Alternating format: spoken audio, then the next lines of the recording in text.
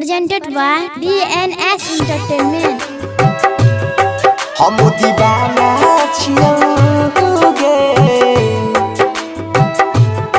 हम दीवाना छियौ हमारा देश के विकास सतैजी जहरिया खाई के मरबौ जान गे।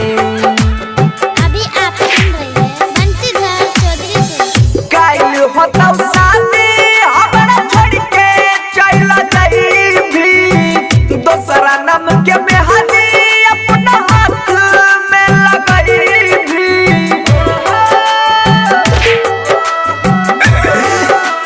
हे गे काइल होतौ शादी हमरा छोड़ के चल जाइबी, दोसरा नाम के मेहंदी अपना हाथ में लगाइबी।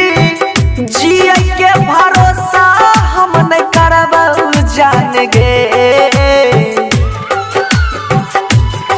हम दीवाना छियौगे, हम दीवाना छियौ हमारा जे सतई भी जहरिया खाई के मरबौ जान गे, जान गे।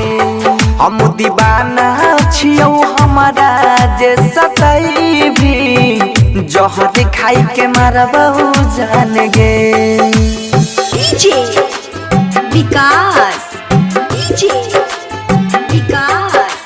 मटियार कला सीतामढ़ी, मटियार कला सीतामढ़ी। Present by नीरज दिवास लतौना।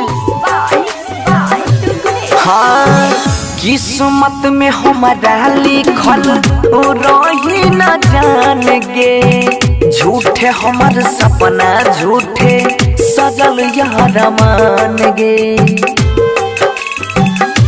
हाँ किस्मत में हमारा लिखल और रही न जान गे, झूठे हमर सपना झूठे सजल यार मान गे। पढ़ के गजदारी बन गेले बेईमान गे, कहली हो जान मानली हो भगवान गे। खून के आंसू आँखी में रगड़बौ जान गे।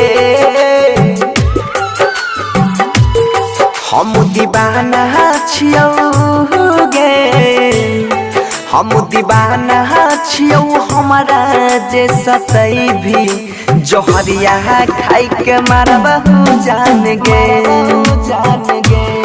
हम दीवाना छियौ हमारा जे सतई भी जहर खाई के मरबौ जान गे। विकास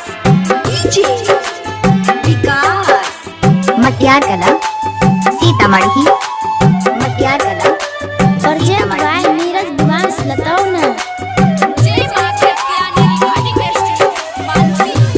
हाँ हाँ हम नहीं जाना लिया हुए दाना बन भी कठोर गे, हमरा छोड़ के दोसरा संग में बसाइले भी घोर गे।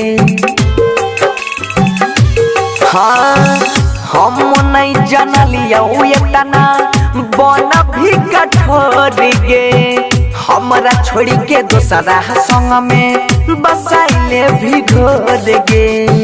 खोइने रही क्रिया के माथा पर हाथ गे, जन्मो जन्म रहबै मनसी के साथ गे। सुधीर के बोलिया हमें न परबौ जान गे। हम दीवाना छियौगे, हम दीवाना छियौ हमारा जे सतई भी जहरिया खाई के मरबौ जान गे, जान गे। हम दीवाना छियौ हमारा जे सतई भी जहर खाई के मरबौ जान गे।